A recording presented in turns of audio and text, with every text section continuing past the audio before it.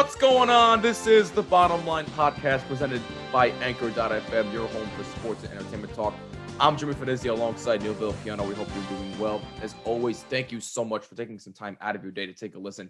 We truly appreciate it. You already know what it is. Hit us up on Twitter and Instagram at BottomLineWMCX and on Twitter at the NVP Show and also on Instagram at NVPQB11, hashtag Bottom Line. And as always, if you like what you're seeing on YouTube, don't forget to drop a like and a comment down below. Helps out tremendously. And please make sure you subscribe and hit the bell so you don't miss an episode, and subscribe on all audio listening platforms.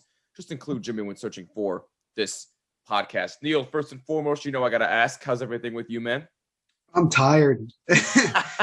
Usually we do these episodes about a half hour, 45 minutes after I wake up. So I'm not usually 100% awake at the moment, but I'm doing okay.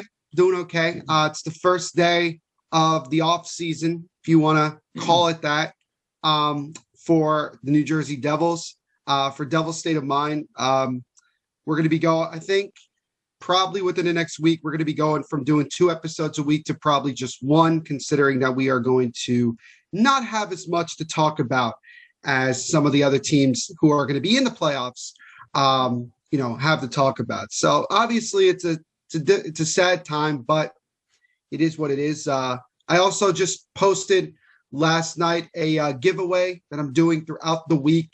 Yes. A fan appreciation, thank you giveaway. It's the first one I've ever done. The first, Devils related one that I've ever done. I've done some others with the Hockey Pod Network, but this one is strictly for Devils State of Mind. And if you go to our Twitter at Devils State, you will see it on my pinned tweet on top of the page, and just follow the directions and you will be entered. And the contest ends this upcoming Sunday at 11:59 p.m. I will announce the winner on probably Monday afternoon, early evening, depending on how everything goes. But so you have until May 16th to enter this contest. Correct. You have until May 16th to enter. Okay. You have until May 16th to enter, and it's going to be a random draw. Whoever wins it wins it. Hopefully it's a Devils fan, because I know that it's not all Devils fans that will probably enter into it. I'm sure that there will be a lot of hockey fans in general. Right. Let's face it, everybody wants to win something of memorabilia. I get it. But yeah, it's just it's a fun thing for me to do.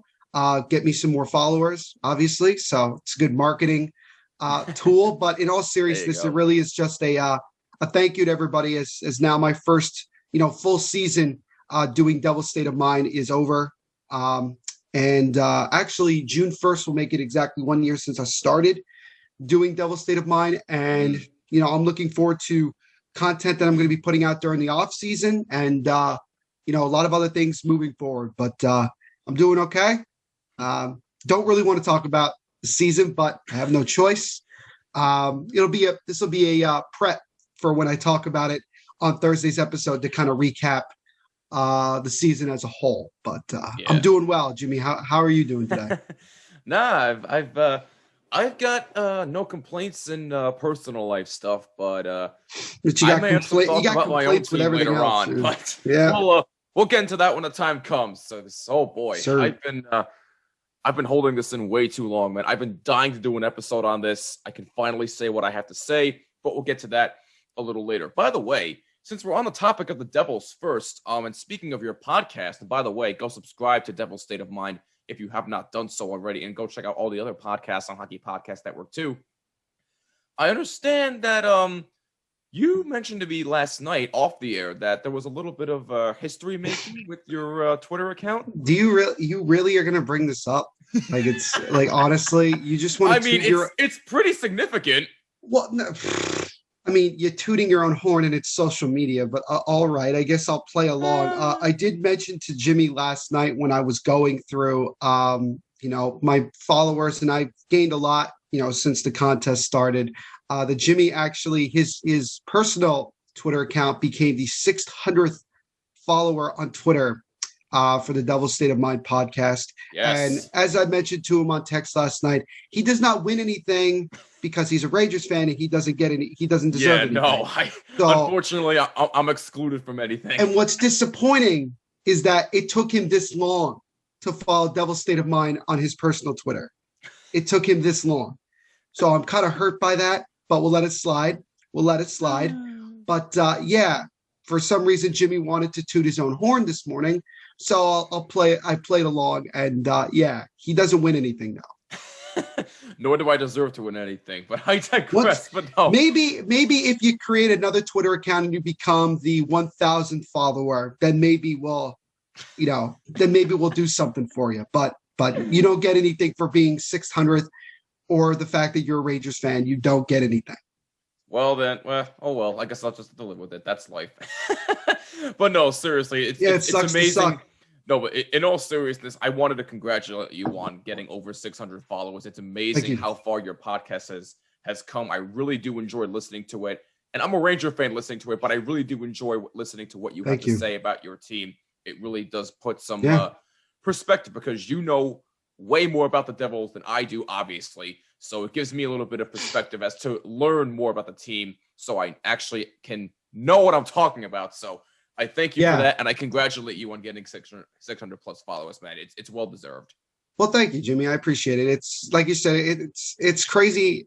It's crazy for me how it's been less than a year, and the amount of support that I've gotten from not just family and friends, but a lot of Devils fans. I interact with so many people on a day-to-day basis with this team. People love it. I know that not every, podcast, not talking about the Hockey Podcast Network, but when it comes to people and accounts, not every account is super active with its fans. They do show content and everything. But my main goal has always been that when people want to interact with me, I want to interact with them. I want to talk with them, especially if they want to talk about the team. They want to talk about things. And, I've really just learned that you got to be consistent with this stuff. One of the great things is that we have a formula for success at the Hockey Pod Network, 2 episodes a week, Mondays and Thursdays. And even in the off season, it's, an episode a week, which is good. We're staying busy. We're constantly being in the face of hockey fans 24/7, 365. And our ultimate goal at the end of the day is to be the main network for hockey podcasts in the world. And I feel like that with the talent that we've been able to bring in, especially since I got there, we're getting there, and we got good promotions. I mean, we're sponsored by DraftKings, which is phenomenal. By the way, use promo code THPN when you do bet. Helps out tremendously with us. It also helps out you guys with whatever you feel like betting. I wouldn't bet on the Devils. Luckily, you don't have to do that till October. So, just keep in mind with that. But use promo code THPN. We got some really exciting content coming our way soon. And for me personally, being the person that basically just does everything on my own. I don't have a co-host. I don't have somebody who's in charge of social media. I do it all. I record, I edit, I share the podcasts episodes, I book guests, I make promotions on social media, I interact with people on social media. It's actually quite difficult to be the only to do it on your own. So like when I do Bottom Line, what's great is that, I don't have to do much work. I just show up and I just talk. And that's it's all me, man. It's all me. You know that. It's a fresh thing for me. It's a nice change of pace for me. But I wouldn't trade anything that I do for Devil State of Mind for anything else. I've truly enjoyed my time. And it's only the beginning. I want this to be a long-term thing. I want to continue to build following. I want to continue to get on some great guests. We have some guys that I'm going to be trying to line up in the next couple of months to get on. And, because I know people they don't want to just hear me talk all the damn time. They're tired of hearing my voice. I think that people would like to hear somebody else's voice on the podcast talking about whatever there is to talk about. And look, we'll talk about the playoffs. I'll probably do an episode where I'll give my predictions for whether it's the whole playoffs or we'll go round by round and just have fun with that. We'll do it depending on how I feel. But yeah, I mean, that's just I'm really, really lucky to be in the position that I'm in, and I'm looking forward to continuing to have a lot of success with the Devil's State of Mind podcast moving forward. Very, very well said, man. I can't wait to see what the future has in store for you and your podcast, as well as everybody else on the network too, because there are a bunch of great guys. I love listening to every single person on there. And also, we should definitely get the Slapshot Sweethearts back on the show soon to talk some playoffs. We'll have to set something up with them, but we'll get to that when the time comes. But anyway, though, we're still in the Devils. We talked about Neil's podcast a little bit there. So now let's get into their season. We'll get into the Rangers because, again, I've got quite a bit to say, and I've been holding it in for a long time, and I'm finally going to get to say how I feel. But we'll get to that in a little bit.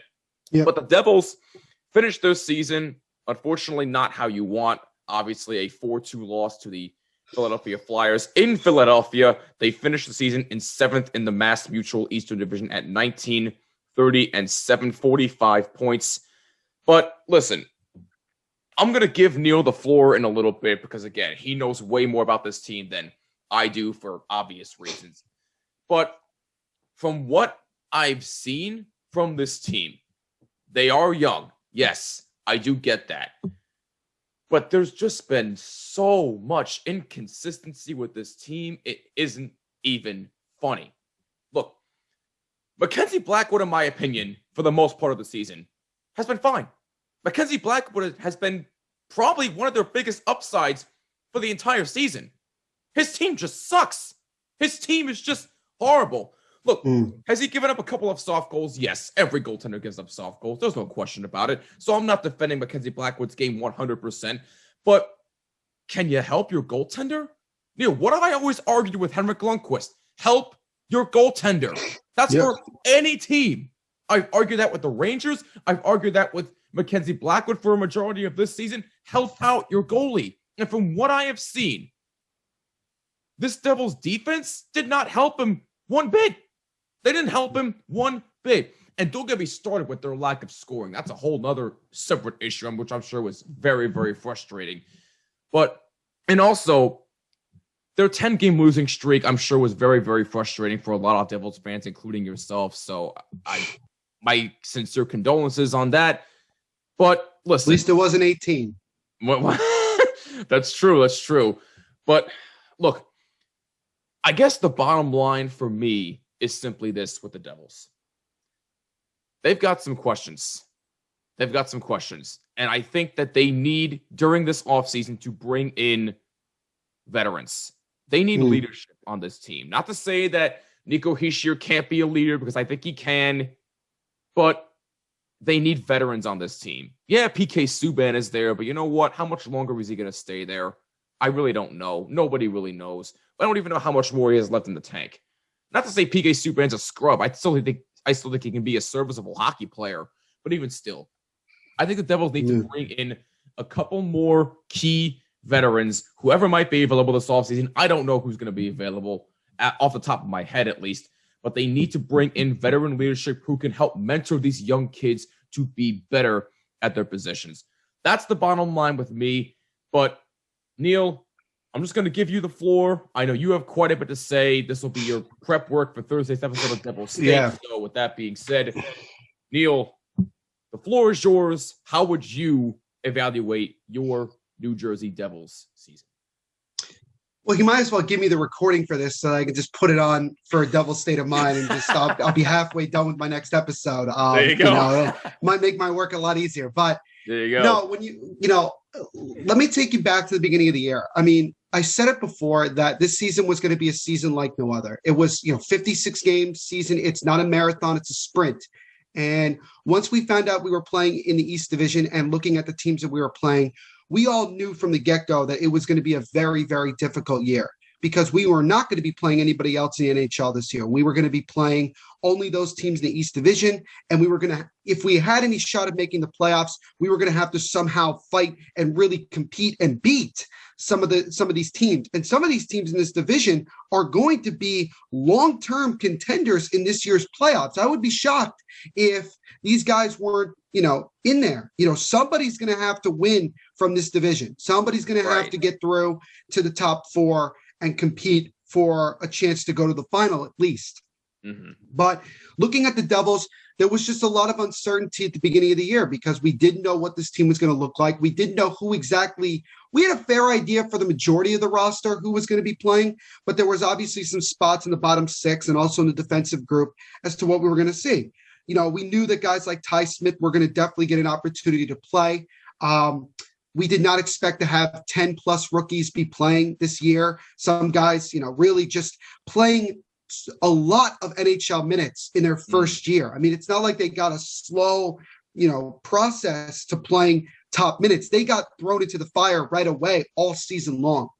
And our first big blow, which was kind of probably indicative of how the season was going to go, was the fact that Corey Crawford, who the Devils had signed in the offseason to be that solid veteran backup for Mackenzie Blackwood, ended up retiring in the middle of training camp. Yep.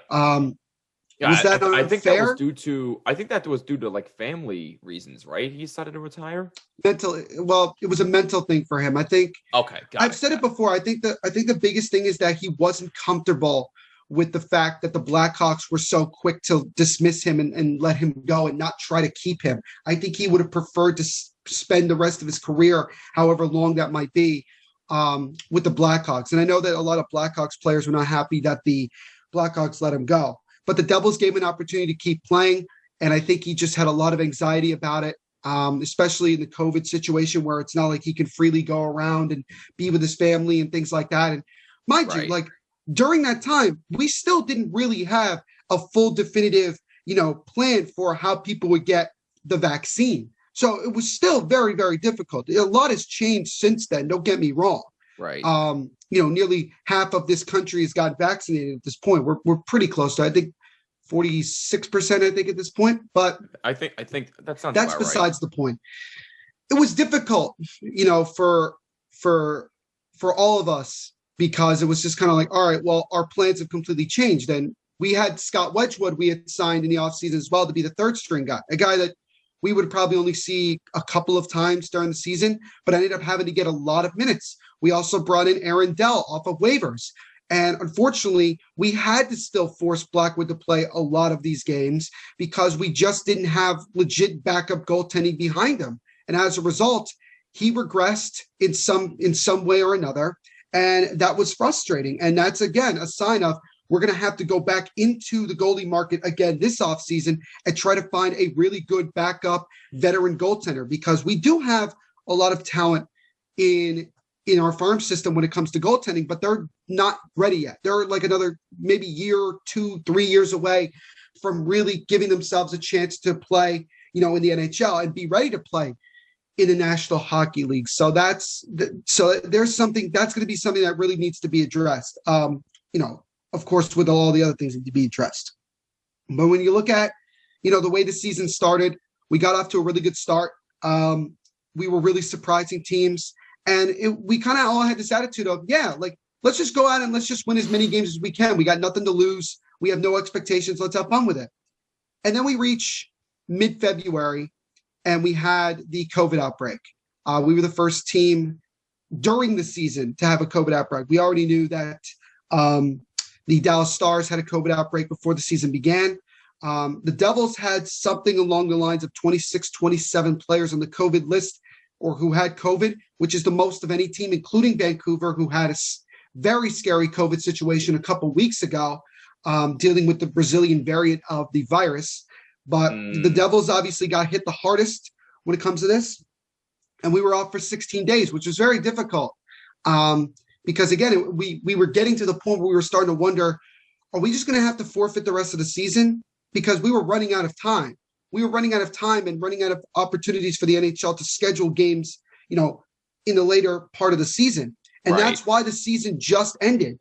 Now, well, you know, Vancouver still has 8 or 9 games to go, and who knows how that's going to end up going down. But, I mean, they're not making the playoffs by any means, but they still would like to finish the rest of their games and go from there. But when the Devils came back, although they had won 2 games right after they had come back, they just were never the same. And I think COVID had a lot to do with that. I think a lot of guys lost their energy. We know Jack Hughes gained a lot of muscle during the offseason, and I think he lost basically all of it due to the fact that he had COVID-19. And the team just never seemed to recover from that. And also, when you're playing the same teams over and over again, eventually they're going to figure you out. And they're going to know what you're good at, what you're not good at, what they can exploit. And that's what we saw all season long. And then reality is this. We're just not a really good team right now. We have a lot of young players. We are the youngest team in the National Hockey League by a pretty substantial margin. We also, we are so young that we are younger than some college hockey teams' rosters. I mean, that, again, shows you how painfully young the Devils are. And, we knew that we were going to have to make moves at the deadline to move some of our veteran guys. We moved Travis Zajac. We moved Panerai. We moved Kulikov. We let go of, Nikita Gusev and Sami Vatanen. So we knew that we were just going to be even younger for the rest of the year. And it was definitely difficult, especially when we had the 10-game losing streak, because I remember saying 100% that I did not believe that this team was capable of winning a hockey game. I honestly felt that we were going to lose our last 8 games and we were going to finish with an 18-game losing streak. Like, it got that bad. But when you look at the last 8 games in particular, the team finished with a 5-3 record. That is tremendous, in my opinion. I think for them to win 5 of their last 8 games, win 3 in a row, at one point, winning the season series against the Flyers, winning the season series against the Boston Bruins. Obviously it's Buffalo is Buffalo, but winning a season series against Buffalo. Winning a season series against 3 of the teams in the division, and one of them being, the third best team in the East Division, is a positive sign for this team.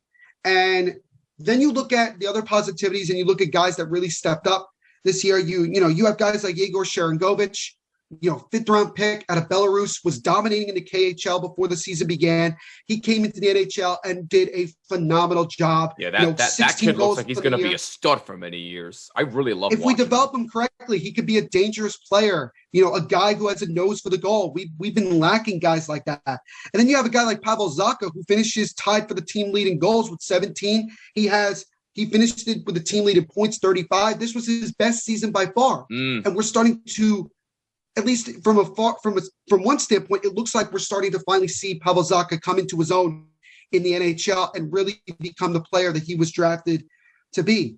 And then you have other guys. Miles Wood had a career year. Again, tying for the team lead in goals, 17. I would have loved to have seen him get to, 20, but didn't happen that way. Jesper Bratt, even though he started the year late because of a visa situation and also getting a new contract, he actually finished the season with the most assists on the team with 23. And then when you talk about more young guys, Yanni Kuokkanen stepped up. You had Ty Smith in his first year showcasing that he could be a great top 4 defenseman, our franchise defenseman that we're looking for. And then you have Jack Hughes. And everybody was interested to see what Jack Hughes could do this year. And right from the first puck drop, he was a much better player.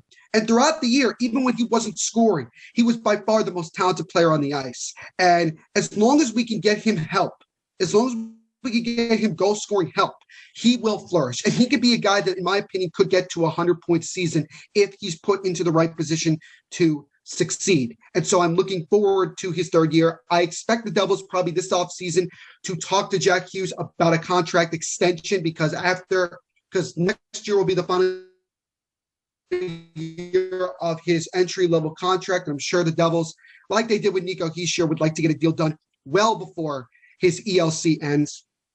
And then talking about Nico Hischier, the thing with Nico is that he just had no luck this year. I mean, it started with he got hurt while training before the season began.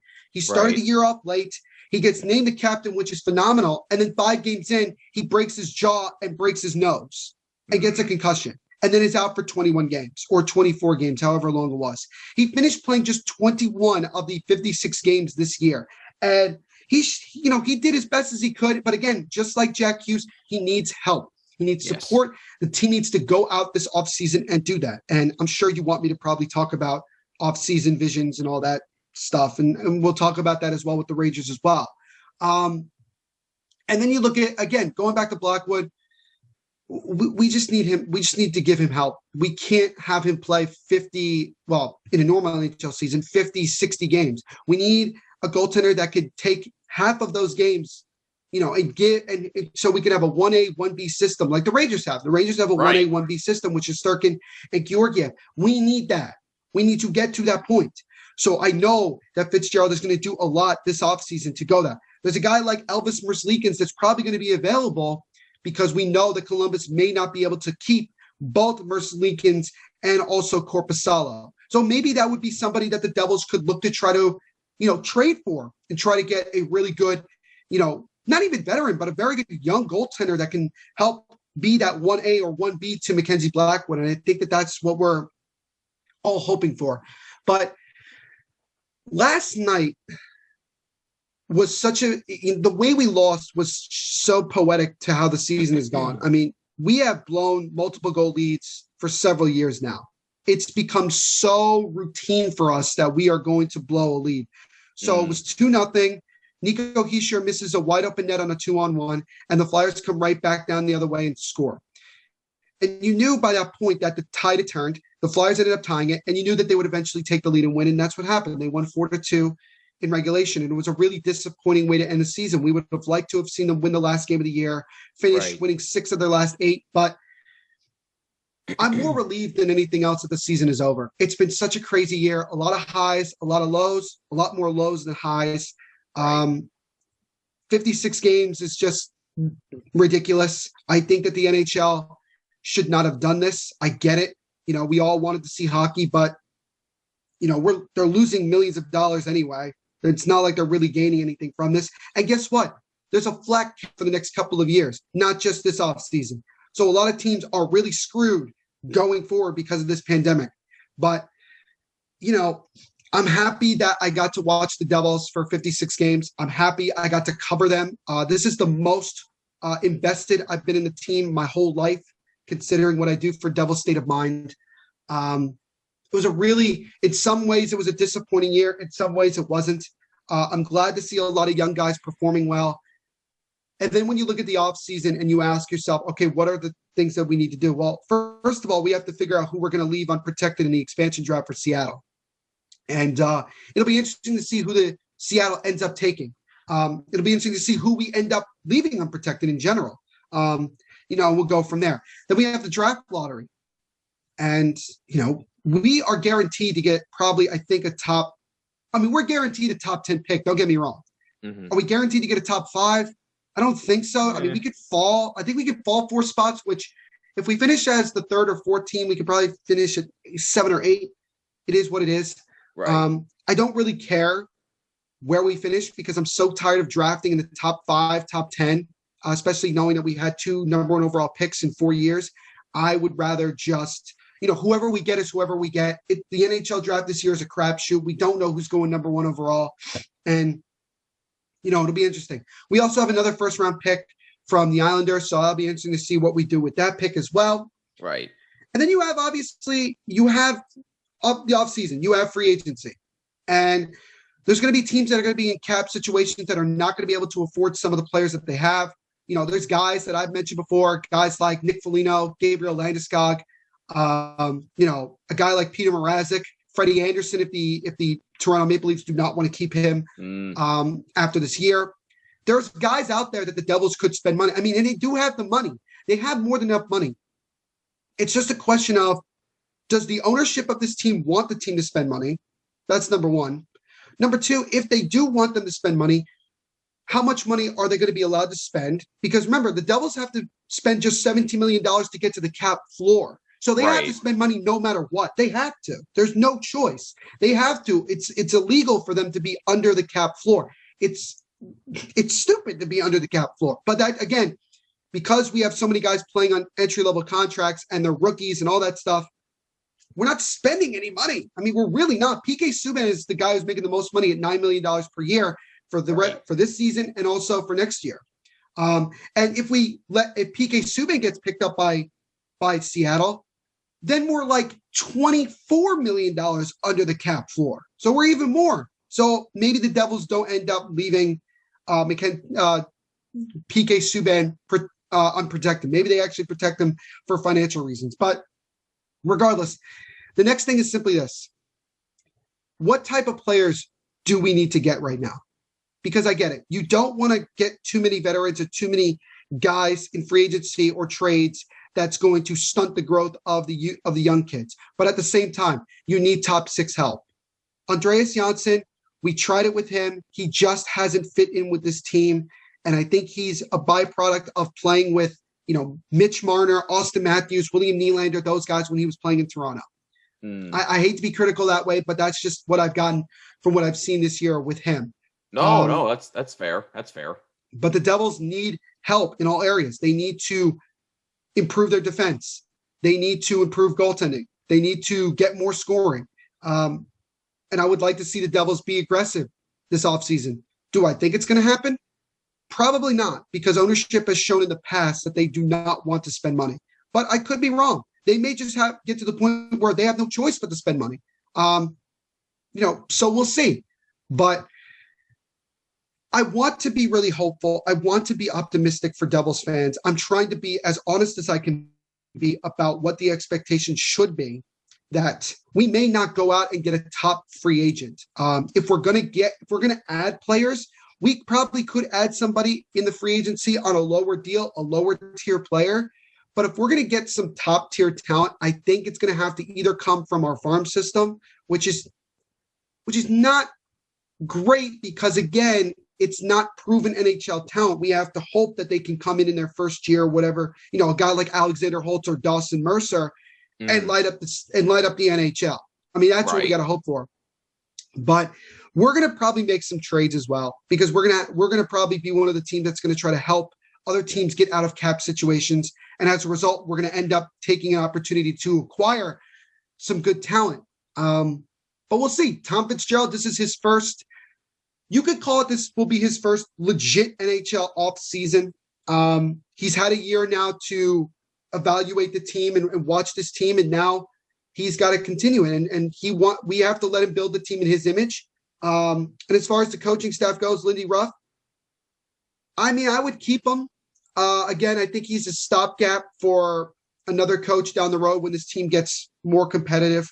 I think when you look at all the adversity that Lindy Ruff had to face this year with everything, I think he did as decent of a job as he possibly could with the team. I do think that there needs to be some shakeup in the coaching staff in general. Right. I know that Patrick Waugh is interested in coming back coaching-wise. I don't know if a head coach, probably a head coach, considering that that's what he was when he was with Colorado. But I brought this up on another podcast. I'll bring it up here. And again, I'm going to bring it up again, probably on one of the episodes of Devil's State of Mind. But I said, you know what?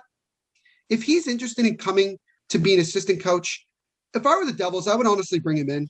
I would, especially as a goalie coach, slash assistant coach, because you're talking about, you could be in a situation, if you're Blackwood or whatever goaltender, where Martin Brodeur, greatest goaltender to ever play the position, is working in the hockey operations and also in the goaltending department that the Devils have.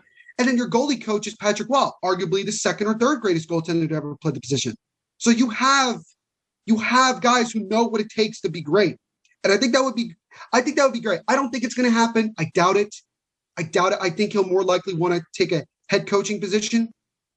But if he is interested in being an assistant coach, I think the Devils should give it a shot. I really do. Because I think you want to bring in experience.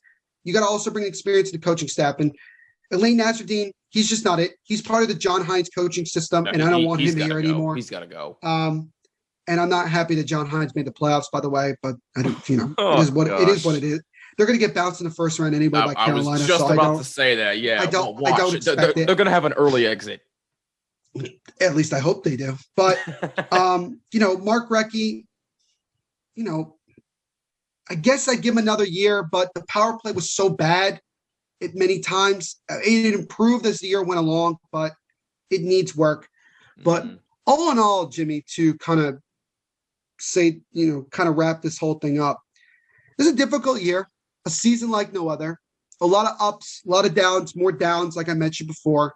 I'm disappointed that the season is over. I'm disappointed that it's now been 3 years since we last made the Stanley Cup playoffs. We've made the playoffs once since we lost in the Cup final back in 2012. I know that's not as bad as, what Buffalo is dealing with right now, being it over a decade since they made the playoffs. But when you've constantly been finishing towards the bottom of the NHL and you're constantly just in many ways underperforming in some way or another, and you know that the ownership is not really doing everything it possibly can because of whatever reason, it's very disappointing. And I've said it before, the interest of the owners is not the same as the interest of the fans. If the owners decide that they want to spend money, you will see the Devils spend money. If they don't, then we know who to blame. We can't blame it on Fitzgerald. You got to blame on the higher-ups, and that's the way we got to look at it. But the Devils need to improve the team in all aspects. You cannot go into next season by only acquiring one, veteran low-tier defenseman and going in next season and saying, "Oh, we're going to have all these young guys for their second year."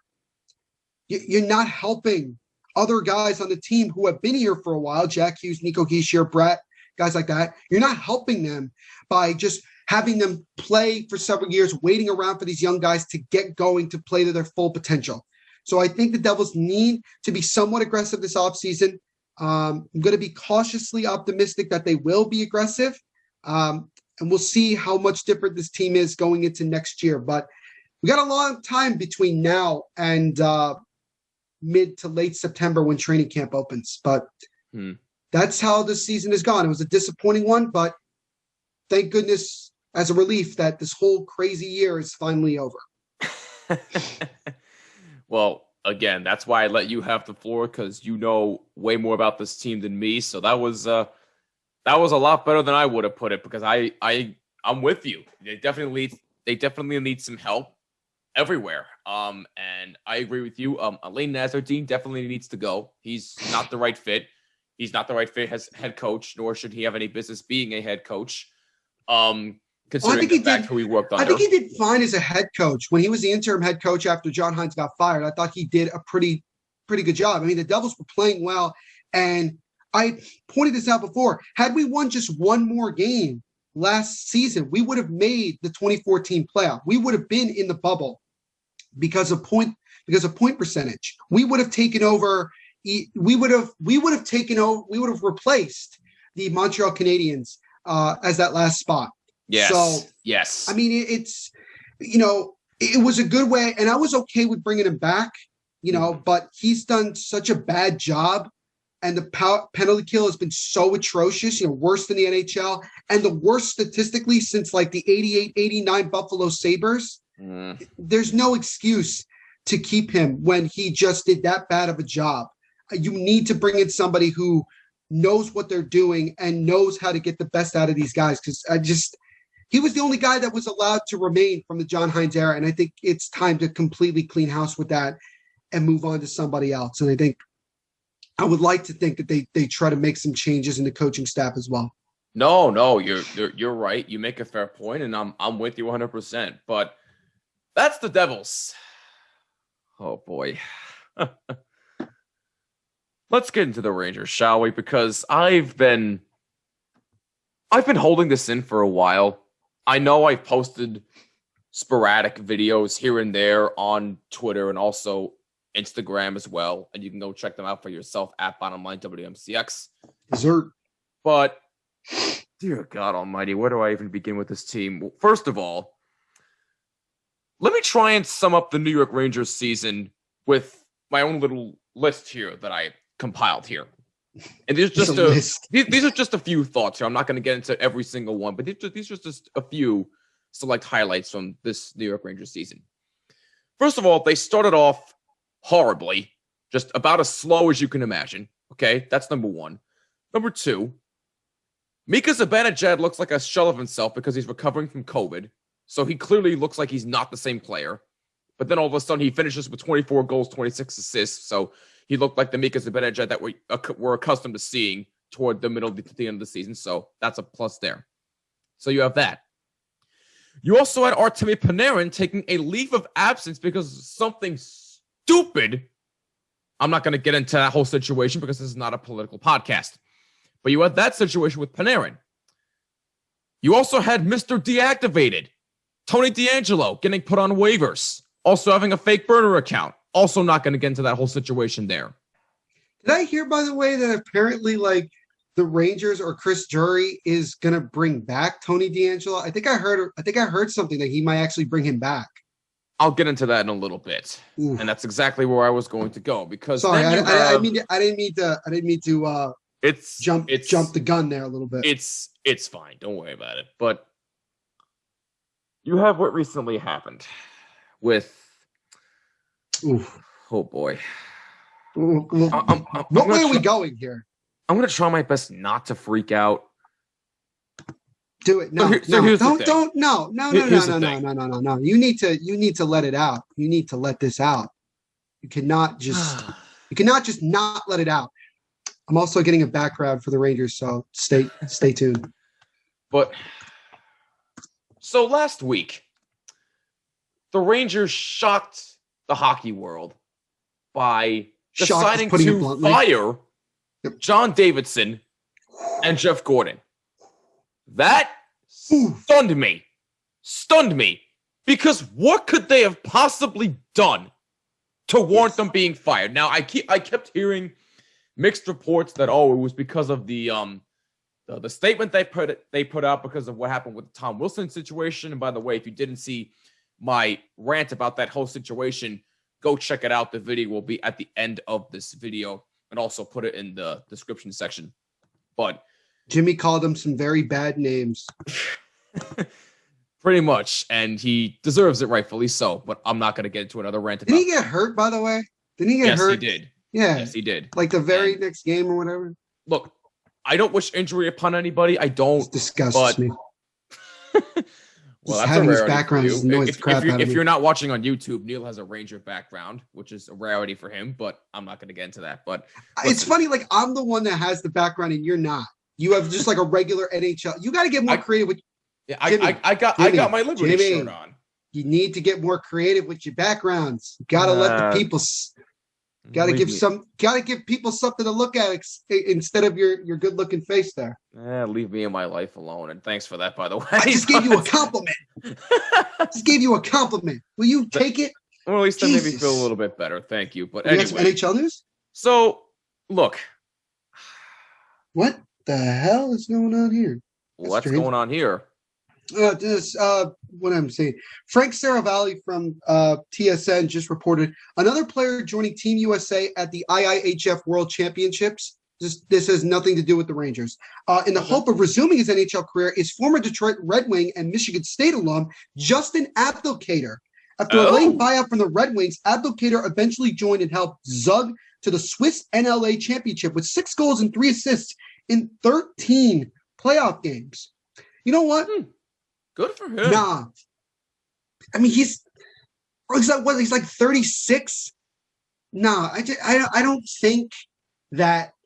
I mean, he could probably. I mean, look, he's going to get first dibs to play on the U.S. World Championship team because there's still a lot of players, American players, are going to be playing in the playoffs. By the way, the World Championships start, I think, in 2 weeks or a week from now. Actually, I think it's a week. I think 2 weeks. Yeah. I think it's the 21st. They're playing in Latvia this year, so that'll be fun. If anybody's got an illegal stream that I can use, that would be greatly appreciated because I don't have NHL Network. Jimmy, you got NHL Network? I do, yes. Okay, can I come to your house and watch? Please, feel free. Right, sick. We'll have World Championship. We'll do a live stream watching a World Championship game. You should do the gold medal game. You should do the gold medal game as a live stream. Oh goodness, that'll be a joy. But anyway. By the way, everybody like my Nets shirt, by the way? Just random. I know I'm going way off topic today, but I got this It's fine, it's fine. The Nets and Budweiser gave me this shirt, by the way. Oh wow. So, okay. It's pretty cool. If you're not watching on YouTube, then you don't know what shirt Neil's wearing. We're Brooklyn. Anyway. So where was I? Oh yeah. The whole Rangers situation. So I left off with saying that they shocked everybody by firing John Davidson and Jeff Gordon. And I kept hearing mixed reports that, it was because of the statement that they put out with the Tom Wilson situation, given the fact that they apparently were scurrying away from the statement or something like that. I don't know. It's all BS to me. But then I found out that, it's James Dolan getting his nose in somewhere where it shouldn't belong again, but this time with the Rangers, which is a rarity for him because he never, ever, ever gets in the way of anything with the Rangers. It's only the Knicks. How many times have we talked about it, Neil? James Dolan only gets his nose where it doesn't belong with the Knicks because he's more of a basketball fan. I get that, but still, with the Rangers, he lets people do their job. But for some unknown reason, he decides to get in the way of this and fire the GM and the president. Does this make any sense to anybody? Doesn't make sense to me. I'm trying to comprehend it still. But anyway, so that happens. And then you have them naming Chris Drury, former captain of the New York Rangers, I should add, both the president and the GM of the Rangers. Now, look, I hope he succeeds. I do. But in my opinion, he's got big shoes to fill. I mean, John Davidson, we all know him from his playing days and his broadcasting days with Sam Rosen. I mean, he's a big-time name with the Ranger organization.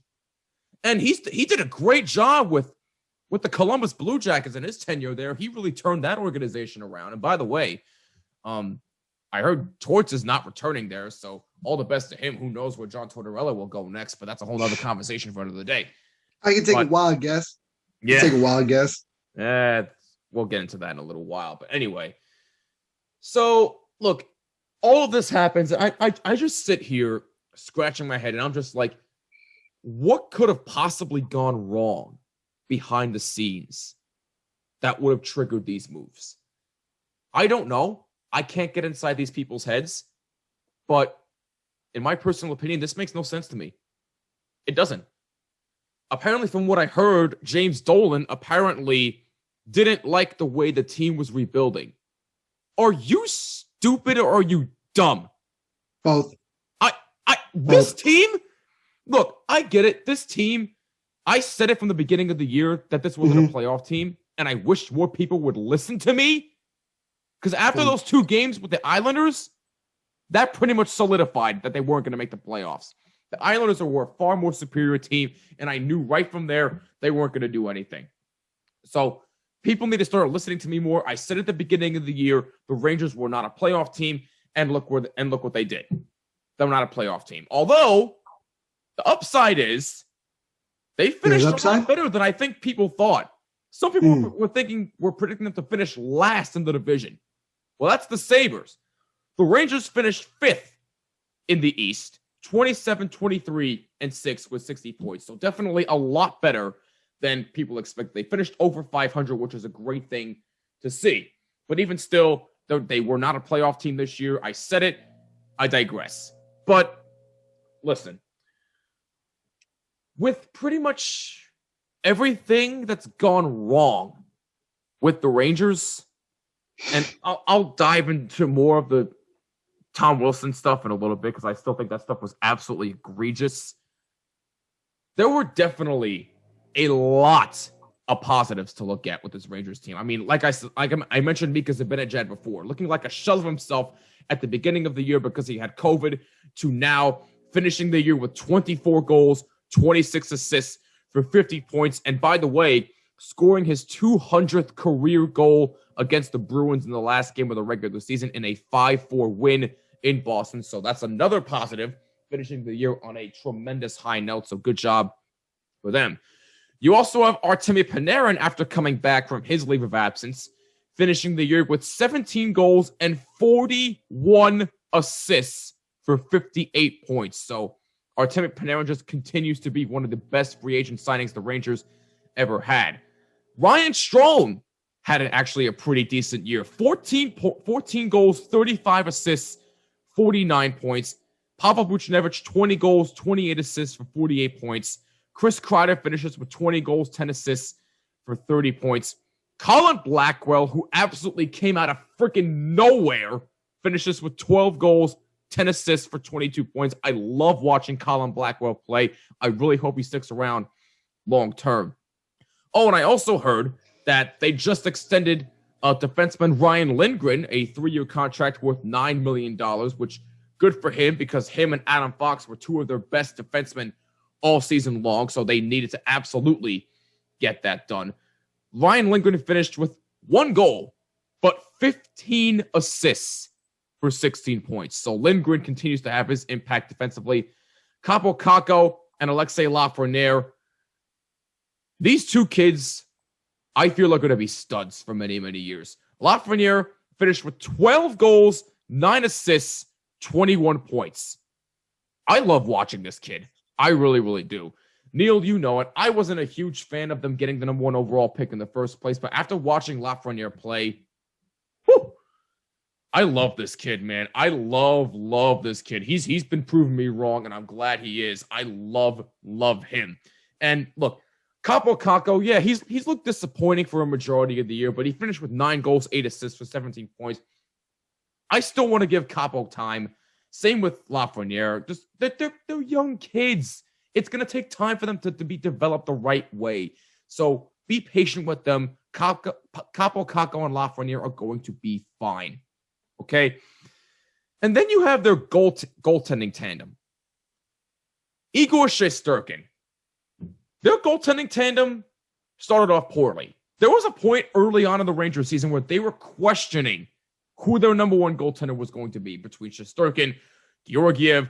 They kept flip-flopping back and forth each game. So you question that. Did Igor Shesterkin look amazing this year? No, he didn't. But he looked solid. Solid, in my opinion. He was solid. He finished the year with a 16-14 record, 16-14-3, a goals against average of 2.62, and a save percentage of .916. So pretty solid, in my opinion. And also exactly 1,900 minutes played. So you have that. Then you have Alexander Georgiev, who also I think is going to be a fine backup for the Rangers. 8-7-2, a goals against average of 2.71 and a save percentage of .905. Also pretty solid, in my opinion, to finish the year. But then they bring in Keith Kincaid, former Devil, by the way, who I questioned. I don't know why they brought him in the first place.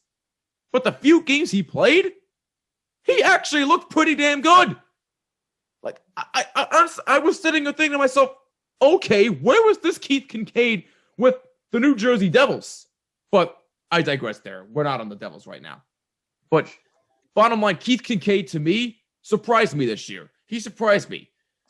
I know he only played 6 games, but in those 6 games, in my opinion, he surprised me. He actually looked pretty damn solid.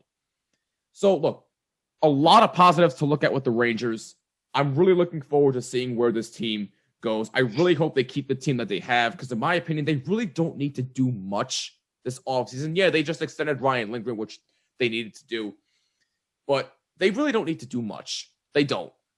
But I will say this. With Chris Drury now being the president and GM of the Rangers, I wonder what's going to happen with David Quinn. I really do wonder that, because I know a lot of Ranger fans were calling for his job, especially this season, but I still think that's unfair. The players still have to do their job. I think David Quinn, despite what you want to say about him, has actually done a terrific job with this team. So I really, really hope David Quinn sticks around, but if not, I don't know what's going to happen. Maybe for some reason they bring Torts back. I have no idea what could happen. Maybe that's wishful thinking on my part, but I digress there. I really hope David Quinn sticks around, though. But we'll see what happens there. But let me just finish by saying this. I did a whole episode on it, like I said, but the whole Tom Wilson thing still really, really irks me to no end. I've said it before, and I'll say it again. Tom Wilson is a dirty player, and he clearly shows that he has no respect for anybody in the game. And for that reason, I will say it again. He needs to be kicked out of the NHL for good. Because you cannot keep giving guys like this chances like this. You can't. How many times has Tom Wilson either been fined or suspended for cheap shots, dirty hits, cross checks to the face, etc., the whole deal? How many times has that happened? Way too much.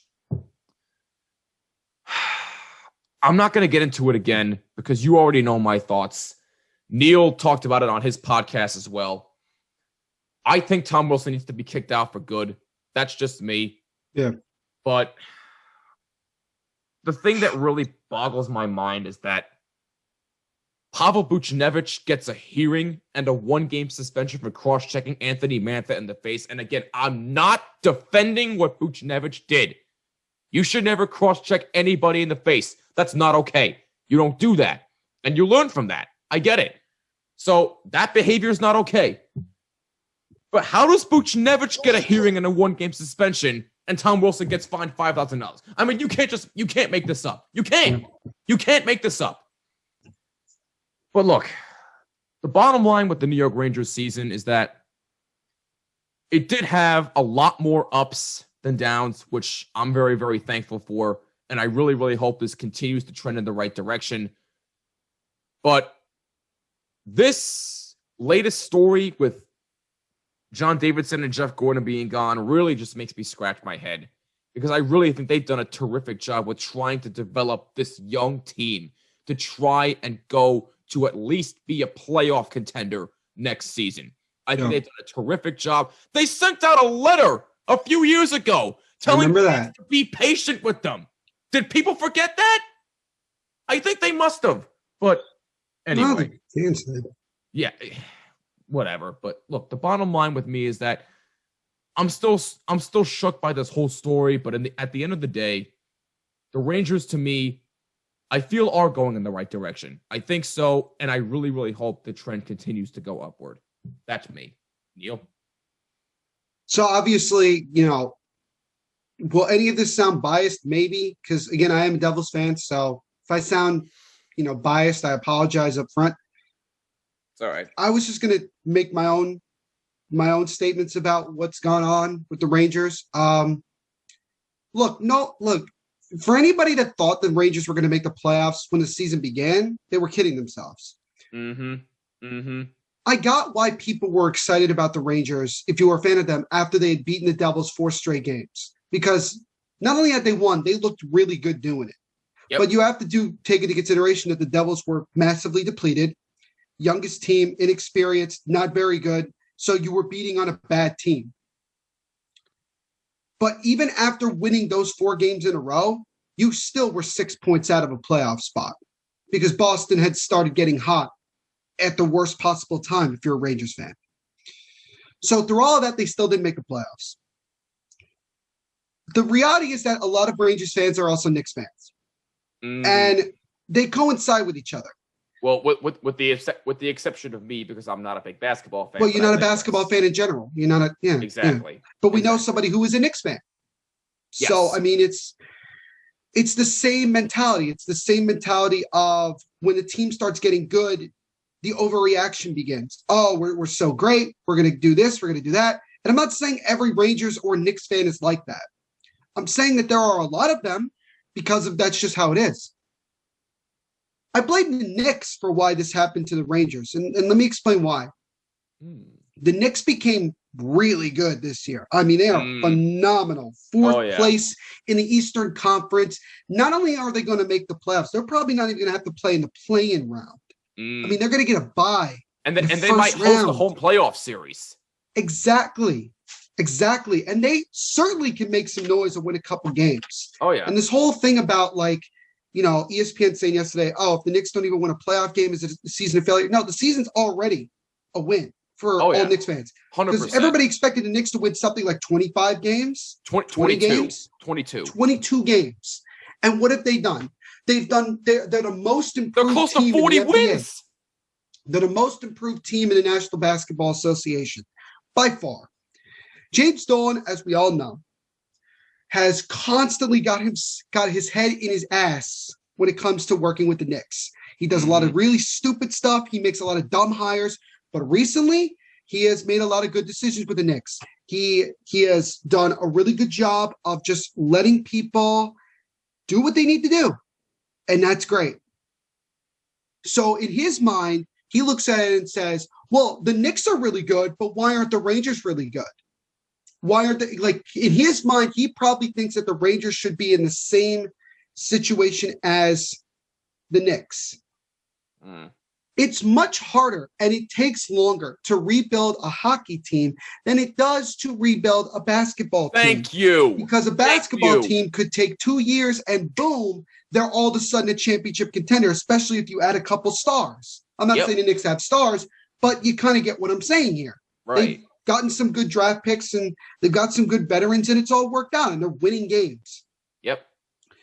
It takes a lot harder in hockey. And Look at the Buffalo Sabres. I mean, they've been in a constant spin for the last 10 years.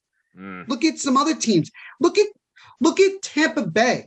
Look at Tampa Bay. Tampa Bay took a couple of years to get good before they've been, relatively dominant over the last 5-6 years. Yep. I can understand in a way if you're the owner of a team when you're frustrated that a team is not making the playoffs and not winning, right? I get that. But this year was, I think, more positive for Rangers fans than even last year. And last year they made the bubble. I agree, 100%. They have a lot of young talent. A guy like Adam Fox, who they got for basically nothing from the Carolina Hurricanes. By the way, that's another thing I forgot to mention. If Adam Fox is not even considered for the Norris Trophy, I don't know what people are watching, because what this guy did, 42 assists, a blocking shot machine, an assist waiting to happen. This kid is an old school type player. The Rangers need more people like that on their team. How would he not be considered for the Norris Trophy this year? It's mind-boggling to me if he's not. Well, I think he certainly will be considered. It's as far as will he win it? He may. I mean, Victor Hedman has had a really good year, but they may look at Adam Fox and say, he was arguably the best defenseman in the NHL. I mean, he was phenomenal. I think he was the Rangers' best player all year long. From start to finish, I think he was the best player on the Rangers. 100%. But you look at, like I said, you got Adam Fox for nothing. You got Mika Zibanejad several years ago for nothing. You've drafted and developed guys like Georgiev and Shesterkin to become really good goaltenders. You have another young, huge defenseman in Keandre Miller. I mean, you develop him correctly, he's a beast. And then you have some really good forwards. Why they brought in Kevin Rooney, I will still never understand, because Kevin Rooney is not that good. No, not. But, I'm sure the Rangers will keep him. Maybe they'll leave him unprotected in the expansion draft. I don't know. But you have other guys like Pavel Buchnevich. And then last offseason, 2 offseasons ago, if everybody remembers, the Rangers spent a crap load of money and brought in a star and brought in Timmy Panerai. Yep. And last year, look, nobody other than the top 16 teams in the league should have made the playoffs last year. It was a 2014 playoff. It was stupid. Okay? It was dumb. Yep. And it proved. A lot of the teams that got knocked out were teams that just squeaked in or just got into the 2014 playoff. In a normal year, they wouldn't make the playoffs. Yep. So there's that. Then the Rangers, by the stroke of luck, because there's nothing wrong with luck, got the number 1 overall pick after getting the number 2 overall pick the year before. Yep. And getting Capo Caco. And now they got Alexis Lafreniere. And Lafreniere took a long time to get himself going. But that's okay, because guess what? The Devils have the same situation with Jack Hughes. He's just a late bloomer. That's just what it is. Give him time. What? Lafreniere's 19? I mean, Capo Caco was 20. Yep. I mean, so let's look at it that way. So, it's stupid that, that it happened this way. And so when I remember I was taking a nap, or I was about to take a nap, when I saw something from, I think, Puck Empire on Instagram that said something like, the Rangers had fired somebody. I was like, maybe they fired David Quinn. I didn't think much of it. Didn't think much of it. Because again, I'm not a Rangers fan. I don't really care. Right. I woke up 30 minutes later and my friend Steve texted me and he said, Dolan just did a Nick thing to the Rangers. And I was like, what? I was like, what the hell did he do? I looked up and found out the information. I got as much as I could. And it's wild. It's really wild that not only did they fire the president, they fired the general manager. And it's just like, okay. Now, look, Jeff Gordon, 2 years ago, people were calling for his job. Yep. Let's just call it like it is. 2-3 years ago, people were calling for his job. So, if Rangers fans are upset about this, you do have to remember that a lot of you guys wanted him fired several years ago. John Davidson was in just his second year as the president of the New York Rangers after doing a long stint with the Columbus Blue Jackets. And he was doing a very good job. The two of them combined were doing a great job. A team that's on the rise, a team that has one of the strongest, farm systems in the NHL, a team that can really compete for playoffs and eventually Stanley Cup within the very near future. They have a lot going for them. Oh, yeah. And James Dolan just pulled the plug on both of them. And I don't know if he's going to bring in another president. He keeps Chris Drury. Now, let's talk about Chris Drury. Chris Drury was actually requested to be interviewed for several general manager spots last year, including the New Jersey Devils. They even called the Rangers specifically and asked them to speak with Chris Drury. Yep. And whether it was the Rangers saying no or Chris Drury did not, or saying that he didn't want to do it, it seems like to me Drury's main goal at the end of the day was to eventually become the general manager of the New York Rangers. Now, I'm not trying to put any conspiracy theories out there. I'm not trying to really freak people out. But I wonder if James Dolan had made a plan to remove at least Jeff Gordon by the end of the season and implement Chris Drury as the general manager of this team. Makes you wonder, doesn't it? It does make you wonder. And another report that we were hearing was that James Dolan told John Davidson to fire Jeff Gordon, and Davidson said no. And basically Dolan said, all right, well, then you're fired too. And they both got fired, and that was the end of it. So I don't know. Again, I don't know if they're going to bring in a president. I heard when it comes to candidates that Mark Messier is the top guy. And that's such a classic Dolan thing, because did he not remember what he did when he brought in Phil Jackson as the president of the New York Knicks, how that went down? Yeah, a guy with no experience looked horrible. Yeah, look, so and I get it. I worry about that if they decide to bring in Messi. I worry about that very much. I think everybody should be worried. I just, it's something that you have to think about. But and then you heard the reasons why. Well, the supposed reason is that James Dolan felt the team underperformed. I don't know what his expectations were. Underperformed from what aspect? They weren't expected to make the playoffs.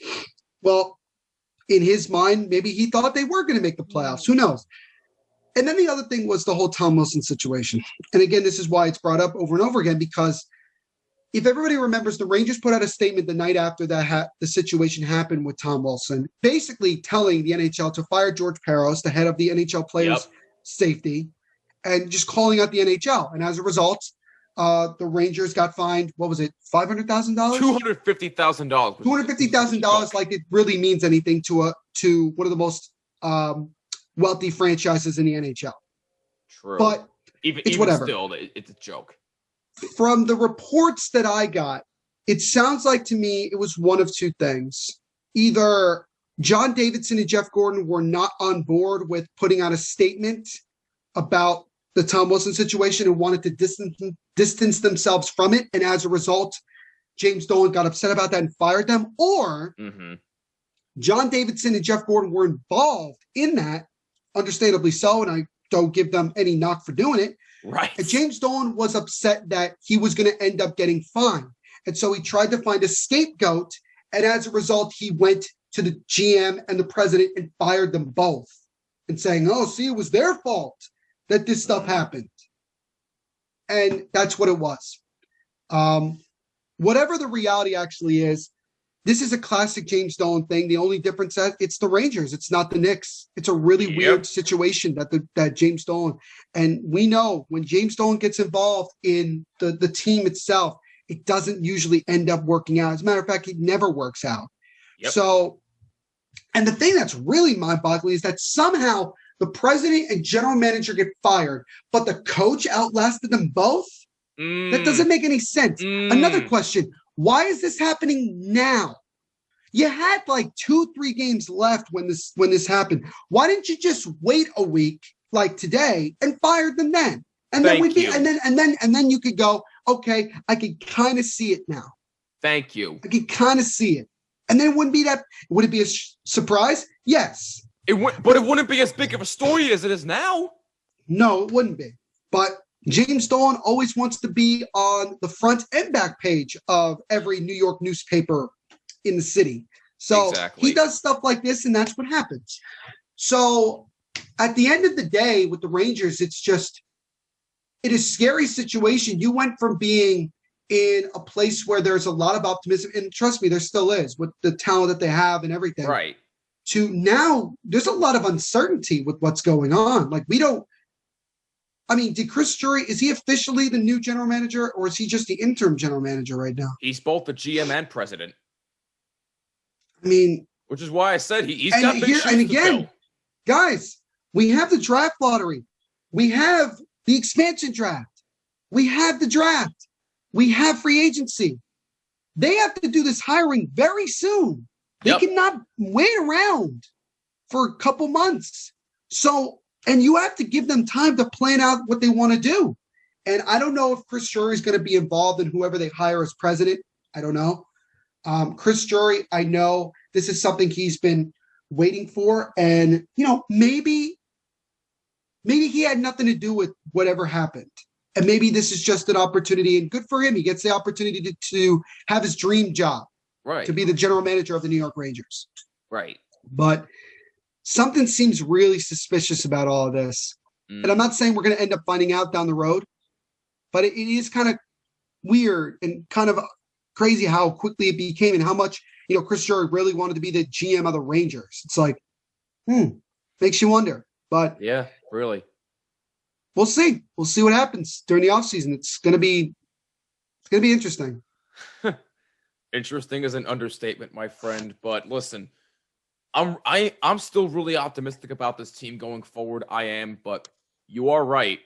Something else is not right here, and I'm curious as to know what is going on behind closed doors, because all this stuff that happened at the end of the year really, really makes you think. But for them to get a win to finish out the year, I'm sure means a lot to that organization right now, considering the fact all that they went through all season long. So good for them. I'm optimistic, but at the same time, something ain't right here in New York City. And will we find out? I have no idea. We shall see. And on that note, that'll wrap it up for this episode of the Bottom Line Podcast. I know it was a bit of a lengthy episode. We apologize, but both of us had a lot to get off our chests about our teams. What are your thoughts on the Devils and Rangers seasons? Let us know on Twitter and Instagram at BottomLineWMCX, and on Twitter at The NVP Show, and on Instagram at NVPQB11, hashtag Bottom Line. And as always, if you like what you see on YouTube, drop a like and a comment down below. Helps out tremendously. And please make sure you subscribe and hit the bell so you don't miss an episode, and subscribe on all audio listening platforms. Just include Jimmy when searching for this podcast. For New Piano, I'm Jimmy Finizzi. This is the Bottom Line Podcast, and we will see you in the next episode. Peace out.